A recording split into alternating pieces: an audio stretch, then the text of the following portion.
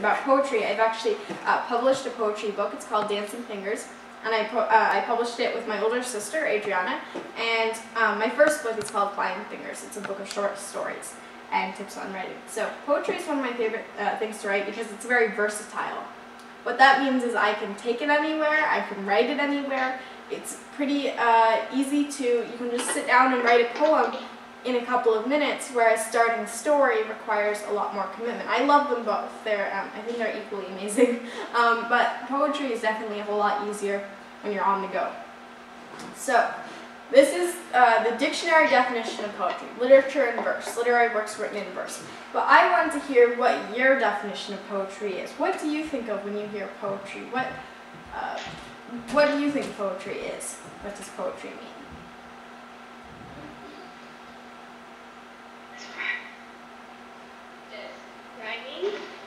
It's writing, okay, so can we be more specific? Is there anything that sets poetry apart from, like, stories, for instance?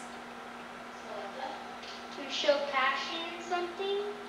Yeah, a lot of times poetry can be really passionate about a subject. The writer might care a whole lot, but there are stories like that too. There are people who have written stories that are very passionate about topics, but definitely in poetry you see the writer's voice sometimes coming out a little more than sometimes you do in stories. It really depends, but you do see a lot of self-expression. What are some other things that make poetry different from like stories or just regular writing?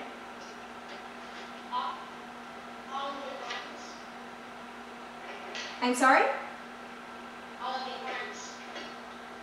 A lot of it rhymes. Yes, although that's not all poems rhyme. In fact, a lot of very famous ones don't. A lot of people prefer to write free verse poetry, which is not within a structure and not having to necessarily rhyme. So for instance, my sister, who co-authored Dancing Fingers with me, all of her poems, they don't rhyme, or they might have a rhyme, but it would be like accidental. She doesn't try to rhyme words, and it ends up being, she writes really good poetry. And then my poems, I do try to rhyme words, and also, I don't know if you can see it, I'll zoom in a little bit. But when you look at poetry that's free verse versus poetry that's in a structure, then you'll see what it looks like. Sorry. That was a terrible zoom while zoomed in.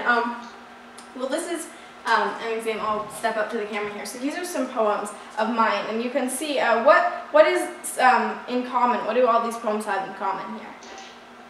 It's dark. We can't see. Yeah, you don't have to see the words. You just look at kind of the structure. Is there anything in similar, like at the stanzas, like that part?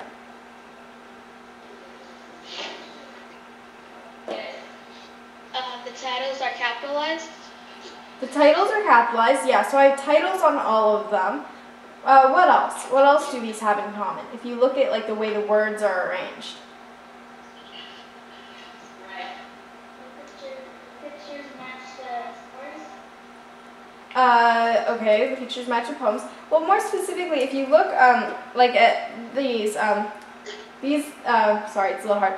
These parts, like here, the way the words are arranged, these are stanzas. They're like kind of the poetical equivalent of paragraphs. So a stanza is kind of like the way that you break up a poem. If you have 3 stanzas in a poem, and a lot of times I'll have 4 lines in each stanza. So you can see that my poetry, I kind of structure it out, and I have titles and this kind of structure. And if you look then at my sister's poems, then they're like this. They're not really broken up into stanzas, and they don't have titles, they have numbers. So if you look at just the shape of the poetry, it's a whole lot different. So, and that's, my sister likes to write that kind of poetry, and I like to write this kind of poetry. So who's to say this isn't poetry, this is poetry, or this is poetry, this isn't poetry? It's really up to you to decide, what do I think is poetry? How am I going to write poetry? So you could decide to write poetry that doesn't rhyme, that has no structure. You could decide to write poetry that does rhyme, but doesn't have too much of a structure. Or there's really so many different ways to write poetry, you don't want to put yourself into a box. So yeah, poetry has a lot of different definitions. You can describe it in many different ways. But let's talk about why you want to write poetry. Well, a poem can be however long or short you want it to be, so you have a lot of choice, but poems are really good vehicles for expressing emotion. So if you're feeling really angry about something that happened recently to you or to others, you might write a poem. If you're feeling on top of the world and you're just super excited, you could write a poem. And so I've written lots of poems where I'm feeling in all of those different moods. And so if you look at inside Flying Fingers, in my poetry book, then I have all these different categories. And a lot of my more sad ones that are sort of reflective are in a more serious part, reflections. And then I put all my funny ones that are kind of making fun of things, or that are making fun of myself in the ridiculous part. So poetry is a great way to express your emotion. Now raise your hand if you've ever been stuck trying to think of ideas. Have any of you ever been stuck trying to think of ideas?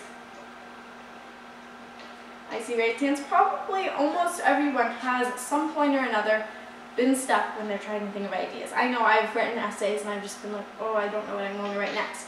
So to help us think about topics for poetry, we're going to look at some possible inspirations. Everyday life, current events, and pictures. Inspirations. You can get lots of inspirations for poetry from the things you see around you. Trees, houses, coats, sidewalks, plastic containers, snowflakes on the ground.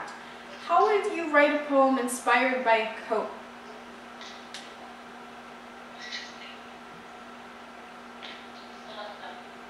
You could make a poem about the type of things you like to wear. You'd make a poem about the kinds of things you like to wear. Yeah, very good.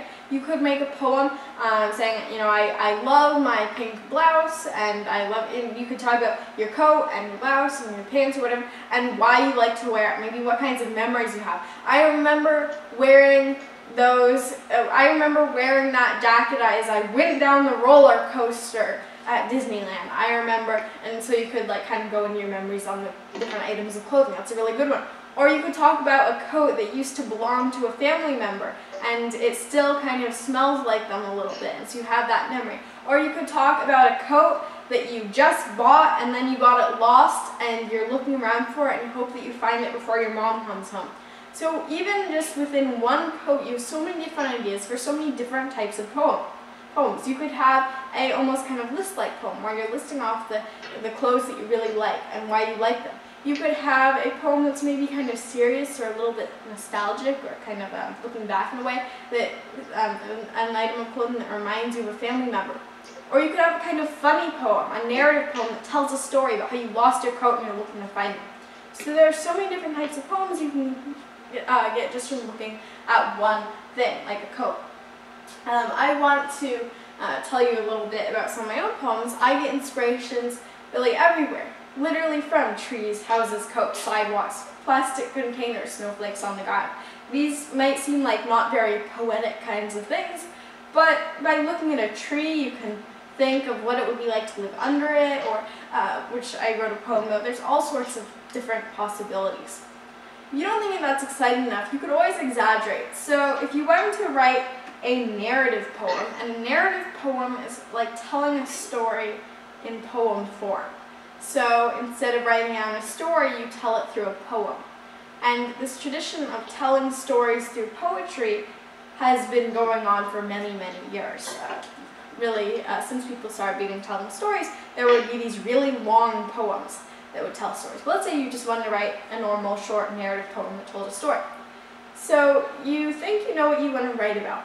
You want to write about, or I want to read about how my sister was throwing a pancake up in the air, I'm making this up, and it landed right on her head, and there was all this gross dough and raw batter running down her beautiful dress that she just bought for $300. So if I wanted to write about that, I would say, okay, well that's really dramatic, but there's a few things though that aren't maybe that interesting, because she was just sort of like going like that. It wasn't like she was throwing it up in, all the way to the ceiling or anything, really, when I think about it. So you might be able to exaggerate. So you could exaggerate something to make it seem really funny or really gross.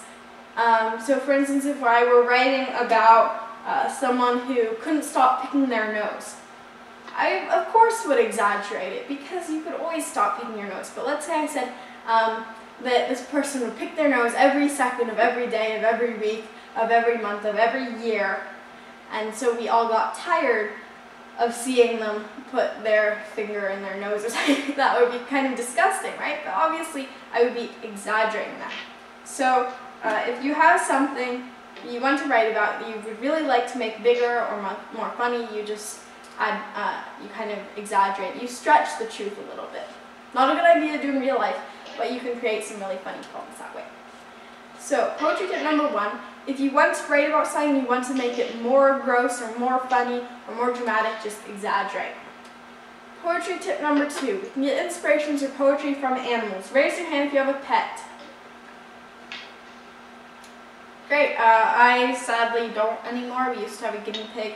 We used to have 2 guinea pigs, but one passed away and one we had to give away because we would travel a lot. So, but animals are great inspirations because animals do really funny things. Have any of you ever watched America's Funniest Videos when they have like a dog special? I see some raised hands. Yeah, America's Funniest Videos, they always, you might notice, every show usually, it's rare to watch a show and there not be an animal in it. And so animals can be incredibly funny or sad or happy looking or all these different expressions and funny things that animals do. You can write poems about it. And they don't necessarily have to be funny poems, like about how the time that your dog pooped on your neighbor's carpet that she had just bought or something like that. They could be kind of sad poems, like if you lost a pet and you were really, really sad about that. Or if you were just super happy about getting a new pet. Well, let's talk a little bit about the funny part. Do any of you have pets who do really funny things? And if so, what do they do?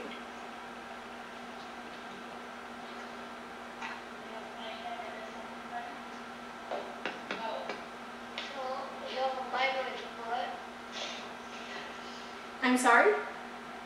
He'll bite my foot. He'll bite your book, okay? So is it a dog, a cat? What kind of animal?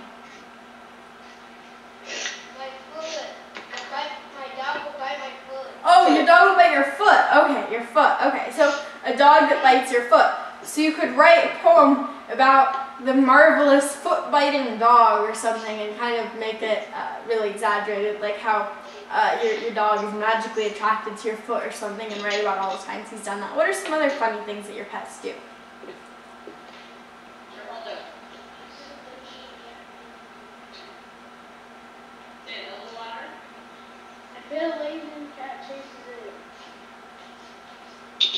I'm sorry? A laser. The cat chases a laser. Okay, so a cat chases a laser. So you could write about that, the cat and the laser pointer. What are some other things? My dog will run into the screen door. Okay, dog running into the screen door. So what you want to do is think of all these images that come to your mind when I ask, what are funny things your animals do? Think about them and make a poem. And it's not that hard. You could just sit down and write up a few lines. They don't have to rhyme, they could rhyme. They could be free verse, they could be in stanzas. So for instance, I wrote this poem, Cow. I don't have a cow, I've never owned a cow, but this is what I thought about a cow might be like. This little while back. So it goes, I have a most annoying cow who lazes in the sun. She torments every hen and sow and has a lot of fun. She gives no milk at all and moves away at night. Even when she's in her stall, she always picks a fight. Eventually, she ran away. Freedom, her great allure. Away, away from her stall and hay. But she left a great deal of manure. Okay, so that's a poem about the cow. And so it gives us, this really persnickety cow who never gives any milk, who always picks a fight, runs away, and of course, as her leaving present, she leaves a nice big pile of manure or poop. So that was just a poem about cows. And so I had this kind of image of this really nasty cow. And you know how when you're like, how old are you guys? 10. 10, most of you are 10? Okay. Well, when you're like 6 and 7, maybe some of you still know, you're really obsessed with like gross stuff and poop and boogers. So that's okay, you can write about that. And I did with this cow poem. It's a good idea not to make your poetry entirely about that, but there are lots of people who have reached great success by writing really funny poems about gross things. So it's perfectly legitimate. You can use animals as great inspirations in poetry. These inspirations from animals will probably never go away. Just because there's so many animals out there. If you finish writing about your cat, you can start writing about a lizard. If you finish writing about the lizard, you can start writing about the chimpanzee, and on and on and on. So, animals, exaggerating, what next? Well, we can tap into our personal experiences as sources of inspiration for poetry. So you might say, well, I have a really boring life. Well, chances are that your life is actually pretty interesting. Just think about everything that's happened to you since from when you can remember. There's probably a few really interesting or shocking or sad or funny or whatever things that have happened to you over that period of time. So for instance, a few experiences of mine that stand out. One of my favorite memories is on my birthday, my grandma sent me 2 big boxes because she lives far away from me. She sent 2 big boxes as presents, and it said, don't open until October 15th, which is my birthday. And so they would sit in the garage, and I was just waiting, and my birthday couldn't come soon enough, so I tore open the boxes, and they were these like really long, heavy boxes. Does anyone want to guess what was inside?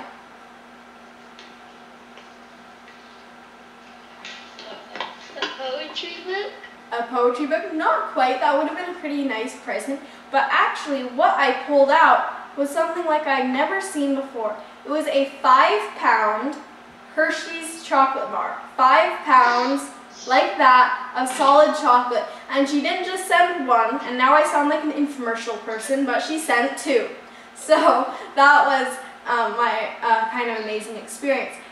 I think that might make a good poem because it's a kind of an interesting experience. Not everybody receives these 2 giant 5-pound chocolate bars for their birthday from their grandma. And so then I might even write a poem about trying to finish all the chocolate, or what we did. We made a lot of hot chocolate. We broke off pieces. It actually did get finished within a couple of years. And so that was a personal experience of mine. What are some of your personal experiences? What are interesting things that have happened to you that you could turn into a poem? How would you go about turning it into a poem? Yesterday when we went to Sacramento. Okay, you went to Sacramento.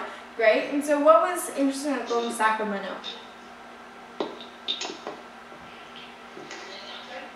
Was you talking to me? Oh. The gold rush. The gold rush? Okay, great. So you went to Sacramento and you learned about the gold rush.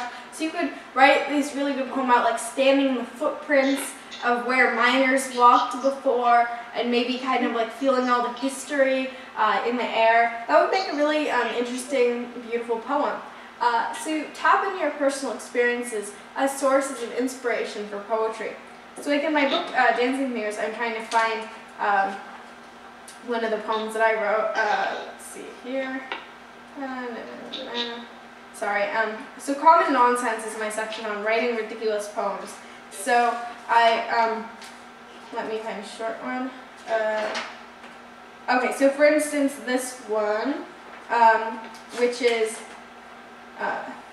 called Talk Show, and actually I wrote this a long time ago, and what was happening, within the space of a couple months, I actually went on a lot of TV shows, so I was really happy about that, and I wanted to write a poem about called Talk Show, and my mom was super interested on getting me on the Oprah show, and I didn't get to go on the show and meet her, which is something I really am sad about now that she's leaving, but they did show a video, so I was super interested in being a talk show host at the time, and so I wrote this poem called Talk Show.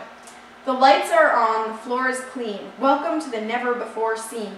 Focus on the couch right there as talk show host comes down the stair. A controversial Channel 4 chat about the star's boots, her stockings, her hat. Bring on set the newest guest, fingernails cut and nicely dressed. What's the newest diet book? Why don't we take an exclusive look? The cameras are rolling, the TV's live. Come on, talk and don't be shy.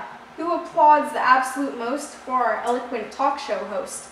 So that poem, Talk Show, was sort of inspired by getting to meet a lot of talk show hosts and watching some as well. And I was a little bit also making fun of how many diet books are talked about on talk shows quite a bit, if you've ever seen one.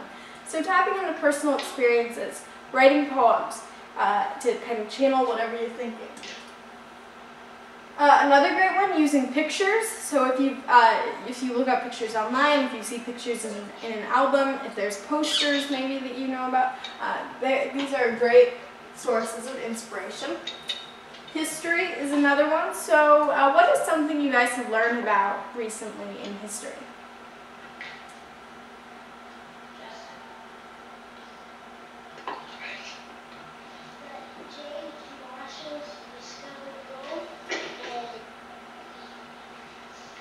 I'm sorry? James Marshall discovered gold. Okay, so James Marshall discovering gold. So you guys are starting to learn about the gold rush and the gold mining, it sounds like that. That's a really interesting period of time. So this would make for a lot of good poems. And actually, I'm sure there are people who have already written poems and you can add to that number. So writing poems about the gold rush. So how might you write a poem about the gold rush? What could you write about?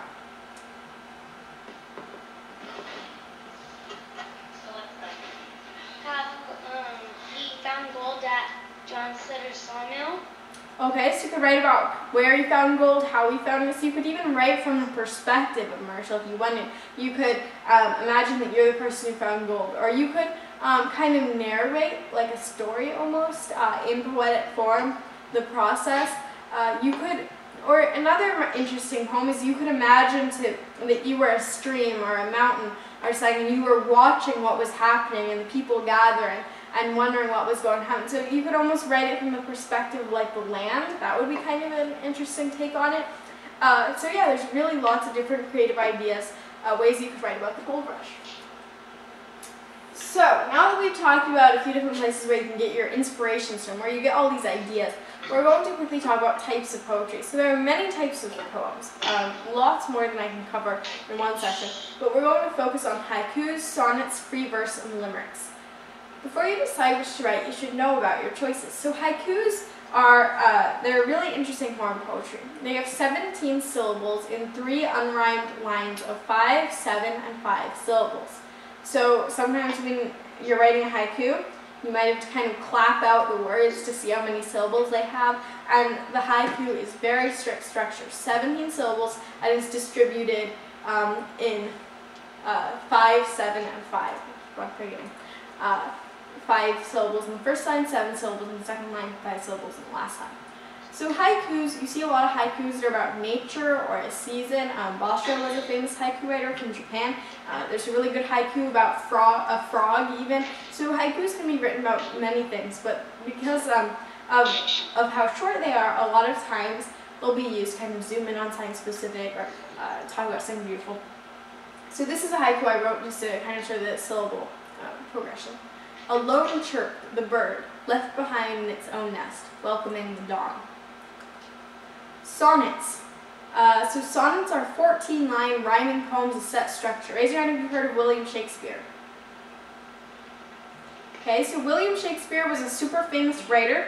He was from England, and he wrote a ton of these plays and poems. Have you ever heard of Romeo and Juliet? Yes. Okay, raise hand. So William Shakespeare wrote that. And a lot of other ones, Hamlet, and all of these different ones that you'll probably eventually read in school. And so he wrote, often within the play or just separately, sonnets, 14-line rhyming poems with set structure. So he was very famous for these. And a free verse poem does not have any fixed poetic meter, and it's usually unrhymed with lines of different lengths. So the American poet Walt Whitman wrote free verse. And free verse is essentially where you sit down and you write your poem, and you don't necessarily say, I'm going to have an A, B, B rhyme scheme, and I'm going to have stanzas of 4. You don't really sit down and say, I'm going to have all the structure. You just write pretty much whatever comes in your mind. If you have a rhyme, then you rhyme. You can decide to write a rhyming free verse. It really varies. Limericks are 5-line poems that are usually humorous, and the rhyme scheme is A, B, B, A. The English poet Edward Lear wrote limericks. I wrote one here to show the rhyme scheme. I thought that you would like the pie, for at least I had the will to try. But yes, the burnt crust is too hard, and the filling is just lard. At least I didn't make you die. So this is a limerick kind of apologizing for this burnt, lard-filled pie. And limericks are often used to write about funny situations or scenarios. So, reviewing, we can get inspirations from everyday life, current events, and pictures. We can exaggerate to make our poems more exciting. We can draw inspirations from animals, from people, from experiences, from history. So what we're going to do now is think of a topic to write a poem about. So what do you think we should write our poem about? We're going to write one together. Basketball.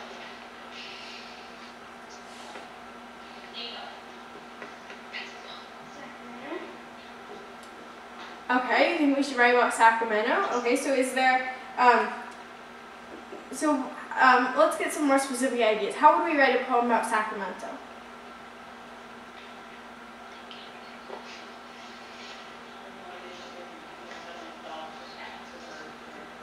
Like, yeah, like that.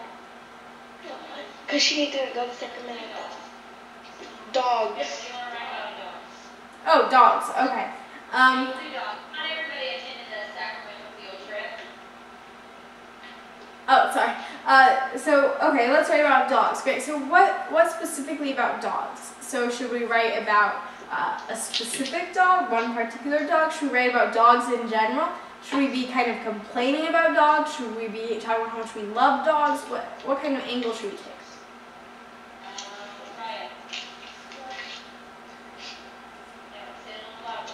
Love dogs. Love dogs. Okay. So we're going to write a poem about how much we love dogs.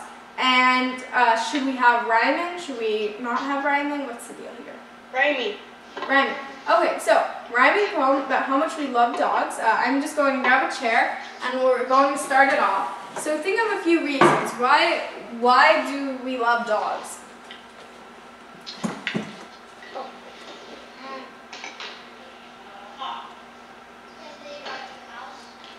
Because they what? They like our house? Sorry, it's coming through from me. Guard. They guard your house. Okay, great. So why don't we start with that? I'm going to open up a Word document and we're going to, sorry, I just looked down. And we're going to start with a few of the things that make us really like dogs. So they guard our house, what else?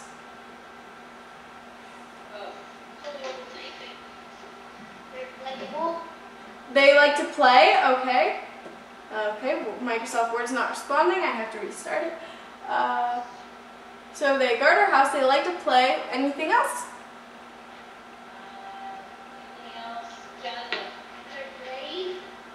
They're brave, okay. And one more thing? One more thing about dogs. Just tell me. Say it loud. They're fun. They're fun. They're fun. Okay, so hopefully Word works now. Oh, don't tell me again. Yes. Okay, sorry, I was having issues. So, guard our house, playable, fun, brave. Was there anything else?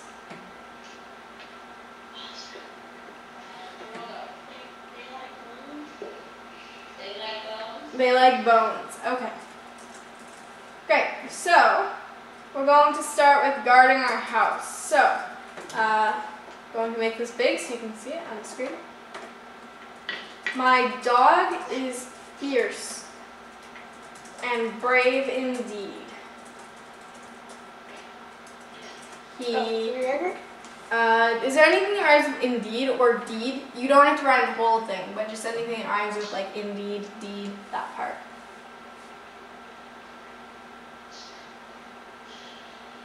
So we're talking about how he's guarding the house, or how the dog can guard the house. And saying that the dog's really fierce and brave in guarding the house. He bites whoever comes. Okay. So yeah, what we can do is have an yeah, we don't have to rhyme every line. I think that's actually good not to do because that frees up a few spaces. He bites anyone who comes. Do we write this? No, we can. I can make this bigger, so you can write this down as we go. But things will change. Like I might backspace or move things around, so you might find yourself having to cross out stuff. Okay, so let's focus first here on the guarding the house. So my dog is fierce and brave indeed. He bites anyone who comes. But when we want him just to play, he can be a lot of fun. Okay, so my dog is fierce and brave indeed. He bites anyone who comes. But when we want him just to play, he can be a lot of fun. So let's continue here with the playing part. So what makes the dog so fun?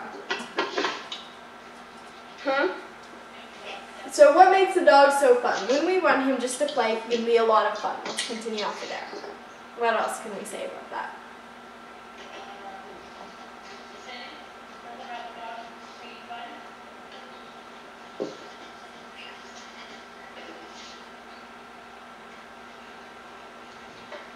So ideas, what should the next line be?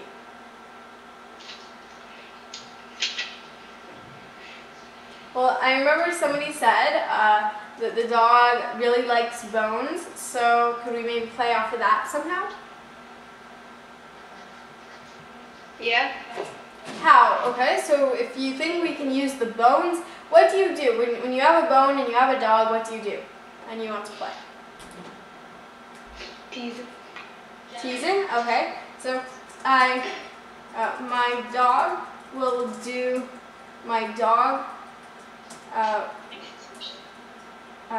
think. My dog loves to chase, I'm trying to think of a good word in here. My dog would do anything for a bone, even stand up on his toes. Okay, great. My dog would do anything for a bone, even stand up on his toes. When I dangle, when I dangle it above his head, what does he do? He jumps. He jumps how high? 3 feet. He jumps 3 feet in the air. Okay? So something we've noticed here is my dog will do anything for a bone, even stand up on his toes. That doesn't quite rhyme. It sort of sounds like rhymes, but when I dangle it above his head, he jumps 3 feet in the air. And I want to reinforce an important point here, which is it doesn't have to rhyme every single line. You can decide that you want to rhyme a poem, but you don't have to put too much thought in it. If something would sound better just unrhymed, then you can do that. So what else makes the dog so great?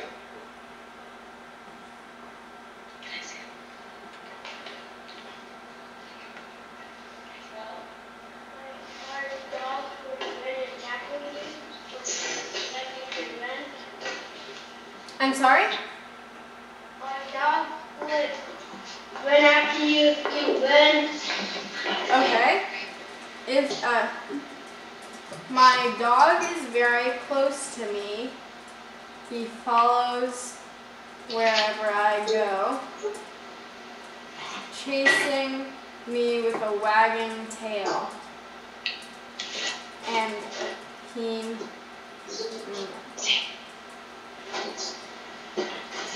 let's see. Hungry stomach and keen nose. Okay, so that also, here we describe something that we didn't mention earlier, which is that dogs have very good sense of smell with the keen nose. Okay, and let's have one more thing. So what is the one last thing that we should say we love about dogs? Maybe we can end on a funny note. Any ideas? He goes on a circle like his I'm sorry? He goes around in a circle and puppet. Okay. So that might be a funny thing to end on. What else? So let's say we need 4 lines. How should we write this out?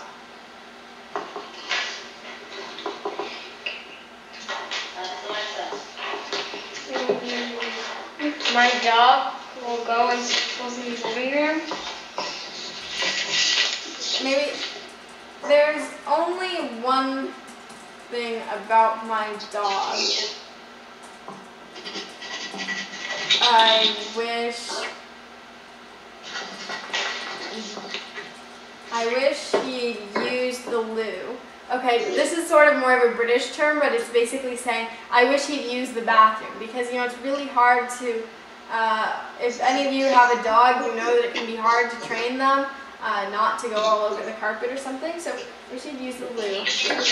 Because this morning, I woke